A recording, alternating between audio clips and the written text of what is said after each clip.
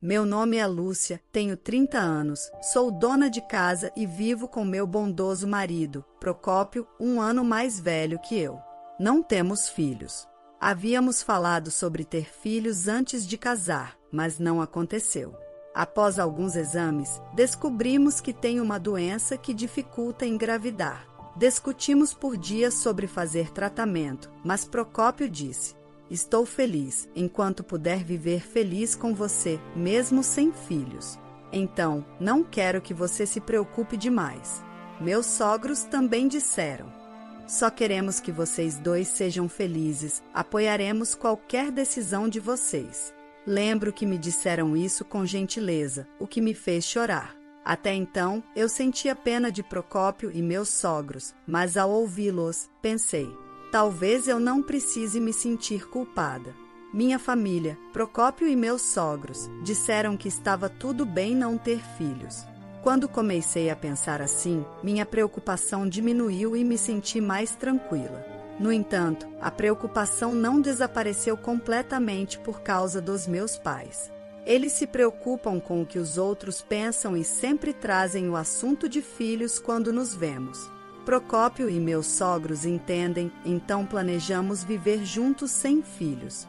Mesmo explicando isso, meus pais diziam: não querem nos dar netos? O que vamos dizer quando os vizinhos perguntarem: sua filha mais velha ainda não teve filhos? Procópio também tentou explicar, mas eles não ouviram.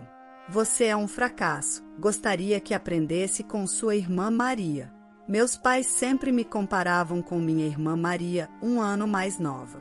Desde o começo, preferiam ela a mim e o assunto dos filhos parecia acelerar isso. Maria não era só inteligente, mas também atlética e querida por todos. Nunca se gabava de suas habilidades, sempre era humilde e de bom caráter. Eu também gostava dela e tínhamos uma boa relação. Eu quase não falava com meus pais, mas Maria e eu mantínhamos contato de vez em quando. Ela tem um filho chamado Cauê, que agora tem 6 anos. À medida que ele crescia, ficou evidente que tinha um transtorno de desenvolvimento, por isso ela se divorciou do marido. Irmã, por favor, mantenha isso em segredo para mamãe e papai.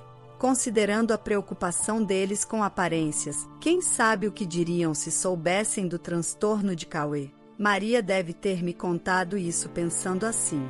Claro, aceitei, e enquanto escondíamos de nossos pais, ajudei a criar seu filho como mãe solteira.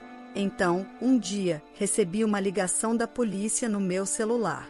Você é irmã de Maria? Trata-se de sua irmã. Ao ver isso, a policial do outro lado da linha ficou em silêncio, como preocupada. Algo não fazia sentido. E mesmo sem estar calor, eu suava muito, com o coração acelerado. Tentei me acalmar. Maria morreu em um acidente. Depois de inspirar bruscamente, fiquei incapaz de falar, de boca aberta e mente em branco. De alguma forma, consegui contar a Procópio o que a polícia tinha dito. Ele colocou a mão no meu ombro, repetindo o nome de Maria na tentativa de me acalmar em meio ao seu próprio choque. O tempo passou rápido com os preparativos do funeral e, antes que percebêssemos, era a noite anterior ao velório.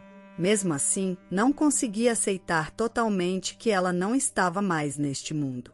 Pensava que ela me ligaria no dia seguinte ou que voltaria para jantar comigo e Procópio. Esses pensamentos me preocupavam. Perguntava-me a qual funeral estava assistindo. Embora parecesse um sonho, não havia dúvida de que o nome de Maria estava presente na sala funerária, com seu retrato emoldurado e exposto. Ah, ela se foi, de verdade.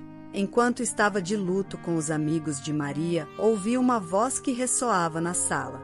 Olha quem decidiu aparecer, nossa filha que nos decepcionou. Ainda não conseguiu ter um filho? Eu não conseguia entender como podiam dizer essas coisas no funeral da própria filha. Meus pais agiam como se não vissem o quanto todos estavam chateados, continuando a me insultar. Amigos e familiares olhavam para meus pais incrédulos, vendo claramente o absurdo de suas palavras. Era evidente para todos que meus pais estavam fora de lugar. No entanto, ver algo tão bizarro, junto com a dor pela ausência de Maria, fazia meu coração parecer despedaçado. Não só Lúcia, parece que Maria também era uma vergonha. Todo o carinho que tínhamos por ela agora parece uma bobagem. Nunca pensei que meu neto tivesse um transtorno de desenvolvimento. É como um brinquedo quebrado, inútil, não é bom o suficiente para nossa família. Meus pais só diziam bobagens. Estavam completamente fora de lugar, era como se houvesse um muro invisível ao redor deles, afastando as pessoas. Eu não queria que o filho da minha irmã ouvisse o que as pessoas diziam, então tapei seus ouvidos com as mãos e encarei meus pais com raiva. Cuide dele você mesma, não temos intenção de cuidar dele. É verdade, ser infértil e não ter filhos não é tão ruim quando se tem ele. Isso me deixou furiosa, minha cabeça estava prestes a explodir. Já estava planejando. Claro, vamos cuidar dele com amor e cortar os laços com vocês, eu disse. Depois de dizer isso, meus pais ficaram brevemente surpresos, mas logo se foram com deboche. Façam o que quiserem, eles disseram. 10 anos depois, Cauê havia completado 16 anos. Embora no começo parecesse inseguro e fora de lugar vivendo conosco, agora parecia se sentir completamente à vontade. Ele havia crescido rapidamente, superando-me em altura. Cauê ainda não é tão alto quanto Procópio, mas está quase lá, crescendo como um louco. Havia uma pessoa estranha rondando nossa casa um dia, depois do trabalho.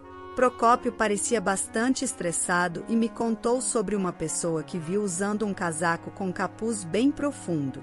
Ele não conseguia dizer se era um homem ou uma mulher ou a idade da pessoa.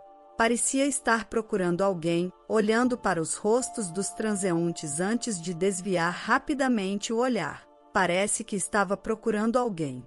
Se você sair, Lúcia, por favor, tome cuidado. Seguindo o conselho, fiquei atenta ao que me cercava por alguns dias, mas não encontrei a pessoa suspeita com o casaco que Procópio mencionou. Talvez já não estivesse mais na área. Justo quando eu tinha baixado a guarda ao voltar das compras, aquela pessoa apareceu na frente da minha casa. 2 indivíduos estavam sentados audaciosamente. Poderiam ser ladrões? Não, isso seria muito chamativo. Me perguntando o que eles queriam, estava prestes a pegar meu celular para possivelmente ligar para a polícia, quando ouvi. Lúcia, é você? Lúcia, estávamos procurando por você, e gritaram os suspeitos. Quase deixei meu celular cair de tanta surpresa. Consegui guardá-lo no bolso e olhei para a dupla que havia gritado. Os capuzes se afastaram, revelando sem dúvida os rostos dos meus pais. Depois de termos cortado os laços e não termos notícias deles por 10 anos, eu não esperava vê-los de novo, especialmente aparecendo assim na minha porta. Curiosa, olhei para eles me perguntando o que queriam. Desde quando você constrói uma casa sem nos avisar? Se vocês têm tanto dinheiro, deveriam nos dar algo. Você é uma filha tão ingrata, não pode pensar na gente? Fiquei pasma com o que disseram. De fato, meus pais foram condenados ao ostracismo por amigos, colegas e parentes por causa do comportamento horrível no funeral de Maria. Faz sentido. Eles apontaram o dedo em vez de se levantarem, o que os fez parecer uns idiotas insensíveis para todo mundo, especialmente na empresa do meu pai, onde sua arrogância habitual já tinha espalhado rumores ruins. Ninguém duvidava dos rumores porque era típico dele fazer algo irracional. Como resultado, ele foi transferido para um departamento menos importante. De alguma forma, ele conseguiu trabalhar lá por 10 anos, mas recentemente optou pela aposentadoria antecipada e ficou desempregado. Então, você diz que está sem dinheiro, mas deveria ter recebido uma indenização por demissão. Meu pai baixou a cabeça, balançando-a frustrado. Ele havia rapidamente esbanjado sua indenização, salário e economias. No entanto, eu estava mais resignada do que surpresa. Ele sempre foi propenso a gastar dinheiro em coisas desnecessárias que acabavam acumulando poeira, mesmo quando eu morava em casa. Presumivelmente, ele gastou todo o seu dinheiro esquecendo a futura falta de renda e veio depender de mim quando percebeu que não tinha dinheiro para as despesas diárias. Eu te criei uma fracassada até a idade adulta. Então é natural que você pague essas despesas. Diante dos argumentos ilógicos do meu pai, instintivamente levei a mão à testa e suspirei. Sua recusa em considerar a possibilidade de conseguir um emprego era egoísta no pior sentido. Como é que você não nos deu dinheiro antes de construir sua casa? Seu filho, Cauê, é um desastre, mas vocês têm hipoteca, minha mãe falou sem sentido. No entanto, pareciam estar mal interpretando algo. Não pedimos nenhuma hipoteca. O quê? Minha mãe inclinou a cabeça com uma expressão confusa. Olhei para meu pai, que refletiu a expressão dela. Essa casa foi possível graças a Cauê. O quê? O que você quer dizer? Decidi explicar toda a história para meus pais. Cauê se deu muito bem com programação e usou sua capacidade de concentração para criar aplicativos online. Desde pequeno, ele se interessava por máquinas e muitas vezes observava atentamente o computador da família. No começo, eu trabalhava de casa com um computador e, um dia, ao me ver, ele expressou o desejo de tentar também. Então, deixei que ele começasse com jogos simples. À medida que aprofundava seus conhecimentos e ganhou seu próprio computador, ele ficou ainda mais aficionado. Um de seus aplicativos se tornou um sucesso, permitindo-nos levar uma vida confortável e feliz. Claro, nem todos os lucros do aplicativo foram gastos na compra da casa. A maior parte foi economizada. Pensamos em usar para as despesas de educação e manutenção de Cauê para que ele possa se concentrar no que gosta. Bom, se ele é um garoto tão incrível, você deveria ter nos dito antes. De repente, a atitude da minha mãe mudou drasticamente e ela começou a falar com uma voz doce, forçando um sorriso enquanto os lábios tremiam ligeiramente e meu pai fazia gestos exagerados com as mãos. Uma fracassada como você não pode cultivar o talento de Cauê, nós o acolheremos. Eles tinham esquecido o que disseram no funeral de Maria. Ver esse comportamento doentio era insuportável. Do que vocês estão falando? Antes diziam coisas horríveis. Meus pais me encurralaram enquanto eu recuava. Sem transeuntes ao redor, não havia ninguém para pedir ajuda. Justo quando eu olhava ao redor, perguntando-me o que fazer, eu ouvi. O que estão fazendo? Ressoou a voz fria de Procópio. Antes que eu percebesse, ele estava ao meu lado, passando um braço pelo meu ombro. Cala a boca e deixe-nos ver Cauê. Isso não será possível. Por favor, voltem para casa. Sua atitude decidida intimidou momentaneamente meus pais, mas logo eles recobraram a compostura, me olhando com dureza e exigindo que os deixasse entrar em casa. Pare. Se vocês pensam em ficar aqui por mais tempo, vou chamar a polícia. Meus pais saíram a contragosto, mas eu não podia evitar a sensação de que eles não desistiriam tão facilmente. Minha previsão logo se confirmou, pois reapareceram alguns dias depois, vestidos com os mesmos casacos suspeitos. Desta vez, no entanto, havia uma razão particular para termos planejado nos encontrar com eles, então a chegada deles foi realmente conveniente. Deixem-nos entrar, queremos ver Cauê. Quando os deixei entrar, com cara de desconcerto, entraram na nossa casa como se fosse deles, inspecionando tudo, desde a televisão da sala até o vaso, a coleção de mangás de Procópio e a estante cheia de livros de programação de Cauê. Mexiam em tudo sem pedir permissão, demonstrando um irritante senso de direito. Preparei café para vocês, por favor, sentem-se. Só depois que eu os convidei a sentar, eles pararam a inspeção invasiva e se sentaram na mesa de jantar. Meus pais sentaram ao meu lado, com Cauê e Procópio em frente. Tinha medo que tentassem afastar Cauê se ele se sentasse na ponta. Você sabe por que estamos aqui hoje, não sabe? É por causa do Cauê. Claro, sabíamos que eles estavam aqui por isso, Procópio e eu. Afinal, não foram eles que disseram que não tinham intenção de cuidar do Cauê? Ainda lembro das duras palavras que soltaram no enterro. Disseram claramente que não tinham a intenção de cuidar de Cauê. Procópio, com sua boa memória, deve lembrar disso tão bem quanto eu. Vamos, Cauê, por que você não vem viver com a gente? Criamos sua mãe, Maria, com muito amor. Minha mãe começou a relatar com fervor o amor que derramaram sobre Maria desde que ela era criança, como nunca se irritavam com ela e compravam livros, brinquedos, roupas e acessórios, tudo o que ela queria. Celebravam seus aniversários com grandes festas em casa. Eu me lembrava do que minha mãe contava, mas também de como ela descontava injustamente em mim, como se eu tivesse culpa de algo que não fiz, e de como nunca recebia presentes apropriados deles. Maria também parecia preocupada com o favoritismo deles. Quando me repreendiam injustamente, ela chorava e se desculpava, dizendo: "Desculpe, irmãzinha, é culpa minha."